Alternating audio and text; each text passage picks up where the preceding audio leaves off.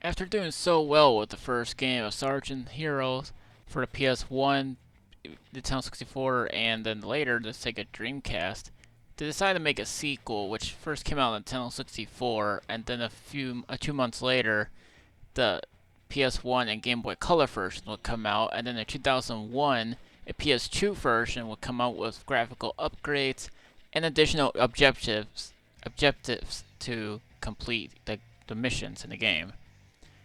Now, with Sergeant Heroes 2, it's a lot shorter than the original first game. And I say this because, well, there is still the same number of missions, but the problem is they can be done within like 2 or 3 minutes, depends what's going on here. Anyways, this is a lighthearted story rather than a dark side story like the first game had it. So for this one, the blues are mainly involved now. And I say this because, well, you'll probably see as the one of the blue spies decides to manipulate both the tan and the greens, but she would disappear sometime later, but it's whatever. Anyways, moving forward, you not only play as Sarge, but you also play as Vicky as some missions. There's missions that take place in some sort of canyon, a pinball machine, and graveyard. The game will have slightly different controls now, which a lot of people praised it for it.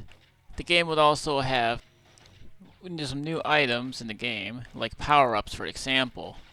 There's a power-ups for your weapons, which one makes your gun shoot a lot faster than before, and there's also a super armor for your own men and all that stuff.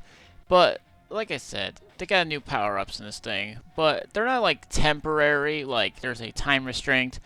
The only way they'll go away is if the health lowers down when it comes to super armor, but the guns are temporary use for some reason. But I will go on to say that most of the weapons are the same, and you don't have to worry about getting ammo for your assault rifle like you did in the first game, as they made infinite ammo this time. And when it comes to this game, they have brand new enemies, like the zombies in the game. And there's also a few other things you might notice in the game, which is crazy. Again, most of these missions get done 2 to 3 minutes, so don't give your hopes up for this one. Sometimes in the Nintendo 64 version of this game, it has frame rate issues at certain parts of the game, but I will go on to say that it's okay still for the system. What's strange to me is that the Nintendo 64 version received a lower than any of the other versions of the console market. The PS2 version, like I said before, has more objectives to do in the game, like stopping a train, for example.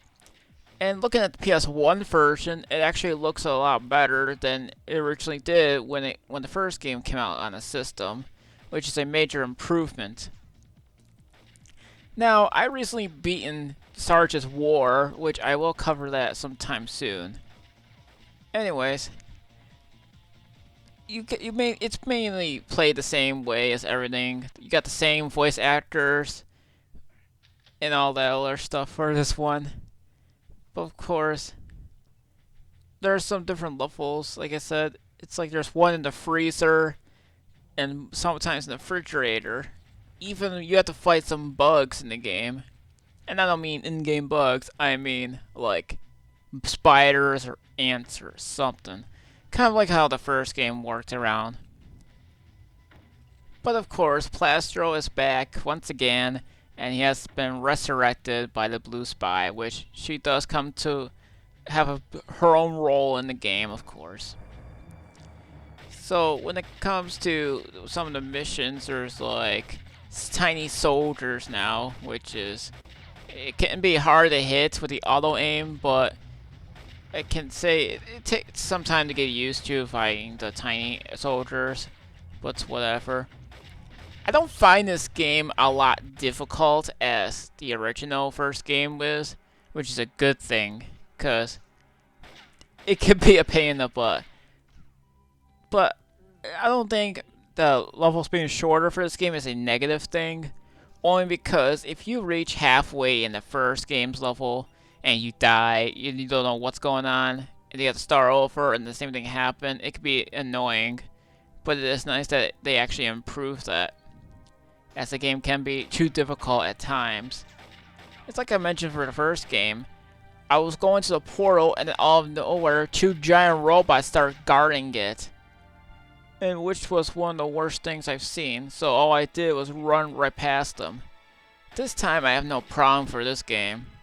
Now, one of the most difficult parts I had to try to do was the nuclear weapons mission, where you have to stop each and every rocket before something dumb would happen. When it comes to this one, the Tan Army were supposed to be making peace with the Greens, but Plastro interrupts the celebration or whatever and decides to go nuts. If you guys are new to the Army Men whole thing, just avoid the PlayStation 1 titles unless it's air attack games. But I think you'll have fun playing these sort of games. But again, it's nice. Mostly the Sarge's universe is always a great one to play and everything like that. You can play the first two Sarge's Heroes game and then the Sarge's War.